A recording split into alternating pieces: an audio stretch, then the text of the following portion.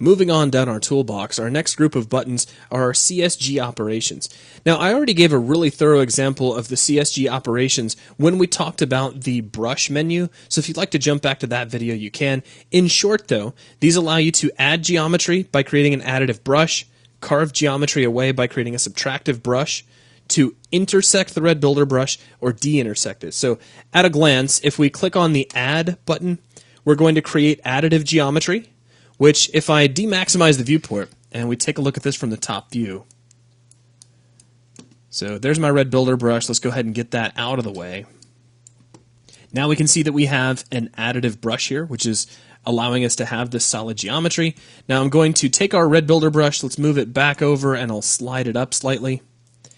And now I'm going to click the Subtract button.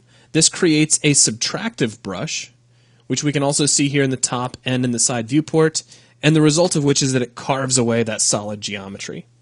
We can also intersect or de-intersect the red builder brush.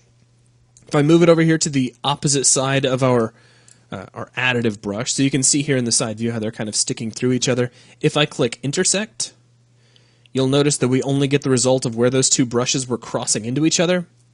If we switch back over to cube and click de-intersect, we get the result of where they were touching but not quite crossing into each other. So that is a really quick look at the various CSG operations. When you're building levels inside of Unreal Editor, you'll probably find that you're using really primarily the add operation and occasionally subtract to carve out holes in your additive geometry. And these are the two that you're going to find yourself relying on most heavily. So that'll wrap things up for this video.